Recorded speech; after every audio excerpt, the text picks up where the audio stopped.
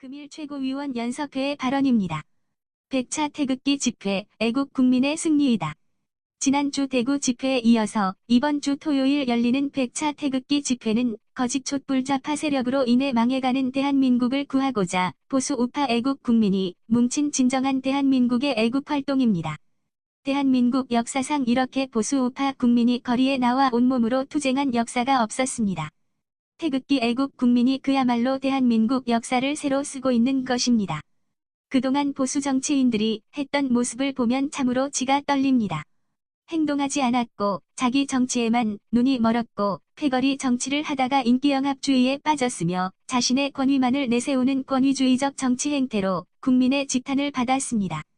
특히 지난 2016년 거짓 촛불 집회가 대한민국을 광란의 나라로 만들었을 때 보수 정치인들이라 불리던 사람들은 슬금슬금 거짓 촛불 집회에 참석했고 심지어 거짓 촛불이 국민의 뜻인 양선동에 앞장섰고 자신들이 만든 대통령을 인민재판장에 끌고 나와서 모질고 가혹한 언동으로 보수 우파 국민의 가슴에 피멍이 들게 했습니다.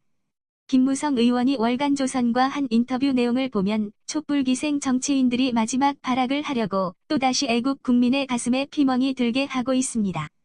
태극기 집회가 100차가 될 때까지 얼마나 많은 애국 국민이 피눈물을 흘렸는지 김무성 같은 정치인이 알기나 하겠습니다. 자신의 권력욕을 위해서면 자기 부모조차 난도질할 정도로 인면수심 그 배신의 정치를 일삼는 모습에 과연 우리 젊은 세대들은 무엇을 배울 것입니까? 이뿐만이 아닙니다. 문재인 정권이 들어서고 얼마나 태극기 국민을 가혹하게 했습니까? 무려 4만 명에 달하는 금융계좌 정보를 조사하였고 대한애국당의 온갖 테러를 가해도 멀리서 쳐다만 보았으며 김정은 화형식을 꼬투리 잡아서 수사를 하는 등 대한민국 경찰과 검찰은 철저히 거짓 촛불 세력의 로봇이 되었습니다. 심지어 탄핵을 반대하는 애국 국민이 2017년 3월 10일 현장에서 무려 4분이나 돌아가셨는데도 누구 하나 책임지는 사람이 없습니다. 경찰 관계자에 따르면 매주 태극기 집회의 동향은 청와대에 즉각 보고된다고 합니다. 태극기 집회가 불법을 저지른 적이 없고 평화적인 행진과 구호를 외치고 있는데 왜 청와대가 태극기 집회의 동향을 신속하게 보고받는 것입니까? 민정수석실 특별감찰반 출신 김태우 검찰 수사관의 폭로로 시작된 민간인 사찰 의혹이 지금에 와서야 정치권에 핵이 되었지만 벌써부터 문재인 정권의 청와대는 태극기 애국 국민을 사찰해 온 것이다.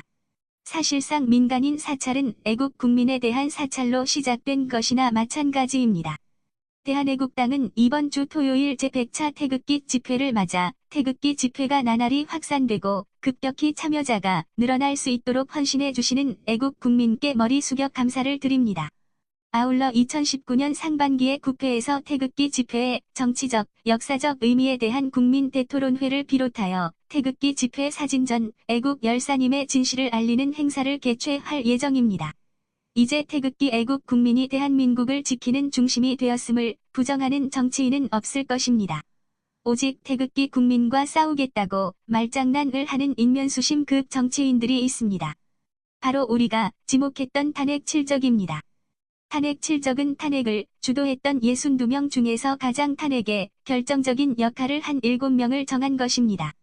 그들이 정치권에 있는 한 보수 대통합은 어렵습니다. 탄핵 7적은 대한민국의 적이고 보수 우파의 적이며 애국 국민의 적입니다. 이들이 정치권에 있는 한 애국 국민의 맺힌 원한은 풀어질 수가 없습니다. 최근 다시 탄핵 7적이 보수통합 반문연대로 고개를 들려고 하고 있지만 어림도 없습니다. 애국 국민이 있는 한 탄핵 7적에 대한 투쟁을 통해서 그들을 몰아내는 것만이 대한민국을 살리고 보수통합을 할 수 있는 길입니다. 태극기 애국 국민이 쌓아놓은 대한민국 우파 국민의 역사에 조금이라도 먹칠을 하는 순간 탄핵 7적은 더욱 잔인하게 국민의 심판을 받을 것입니다. 김정은보다 악랄하게 대한민국을 파괴시키는 문재인 정권. 얼마 남지 않은 2019년부터 최저임금 대폭 인상, 주휴시간을 포함한 최저임금 산정, 주 52시간 근무제 본격 시행 등 노동시장에 큰 영향을 줄 세대 노동 정책이 시행됨에 따라 기업, 자영업, 서민 등이 긴장을 넘어 한탄하고 있습니다.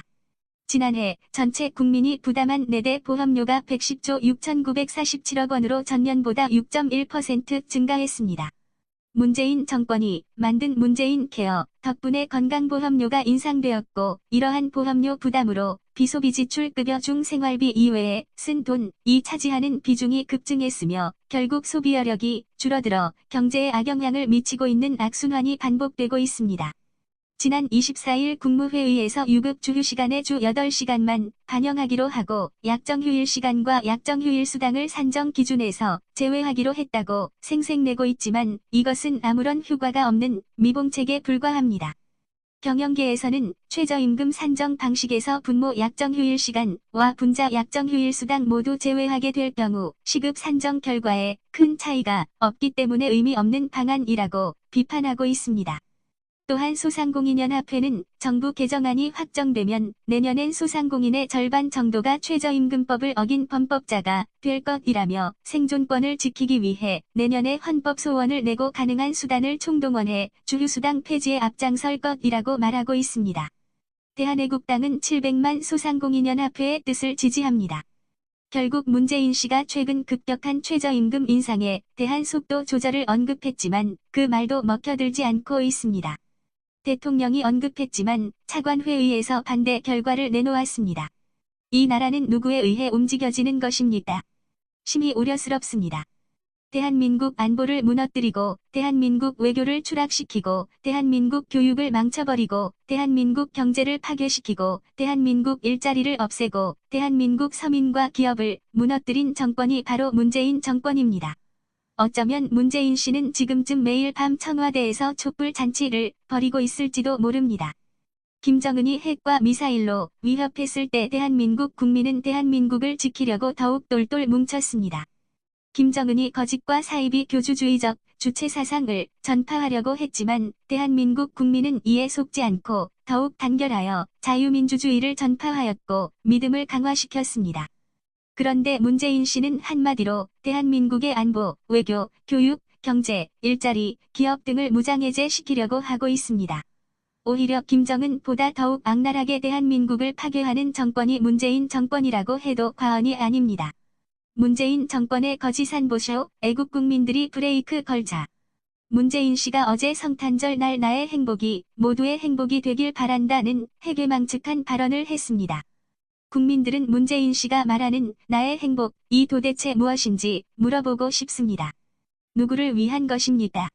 참사공화국에서 국민들은 뒤전이고 맨 앞에는 김정은이 있고 좌파, 주사파, 친북, 종북 세력만 눈에 보일 뿐입니다. 이제 국민들은 안중에도 없는 문재인 정권의 앞날은 어떻게 될 것입니까? 국민들은 제발 북핵 안보쇼를 그만하라고 하는데 올해부터 1년 내내 안보쇼를 통해 떨어진 지지율을 올리려고 언론 방송과 합작하여 국민을 속이고 있습니다. 오늘 경의선, 동해선 철도 도로 연결 및 착공식을 북한 개성 판문역에서 진행한다고 합니다. 여기에 얼마나 많은 돈이 들어갈 것인가? 대놓고 경제 제재에 불복하겠다는 것입니다. 그 모든 피해는 국민들에게 돌아옵니다. 국민들과 싸우겠다는 것입니다. 국민들이 이제 절망적으로 북핵 폐기는 안 된다는 것을 알고 있습니다. 이것도 언론 방송과 문재인 정권을 통해서가 아니라 북한의 조평통을 통해 그 진실이 밝혀졌습니다. 북한이 본인들의 북핵 폐기가 우선이 아니라 조선반도의 미국의 핵 폐기가 우선이라고 천명했습니다. 그런데 문재인 정권은 철도 착공식을 진행하는 것입니다. 오로지 왼쪽 행동에 국민들은 실망할 기력도 없습니다. 이제 불복종과 투쟁만이 남아 있습니다. 이번 토요일 100차 태극기 집회가 그 분기점이 될 것입니다. 많은 애국 국민들, 미래 세대를 생각하는 국민들, 자유민주주의를 지켜야 한다고 생각하는 국민들은 빠짐없이 1시에 서울역으로 모여주시기 바랍니다. 이제 국민이 무섭다는 것을 좌파 독재 정권에게 보여줘야 합니다. 그렇지 않으면 브레이크를 잡을 수 없습니다. 지금은 문재인 씨조차도 본인 정권의 브레이크를 잡을 수 없습니다. 도대체 배후 세력이 누구입니까? 최저임금의 속도 조절을 요구하는 문재인 씨의 말을 이틀 지나서 뒤집는 배후 세력이 누구입니까? 이제는 국민들이 뜻을 가지고 투쟁할 수밖에 없습니다. 불가능한 일이 아닙니다. 국민들은 어려울 때일수록 국민들의 힘을 보여주었습니다. 다음 총선은 늦습니다. 그때까지 놔두면 나라가 망합니다. 지금부터 애국 국민들이 일어나셔야 합니다. 불복종 운동과 좌파 독재 정권에 대한 투쟁을 해야 합니다. 이번 토요일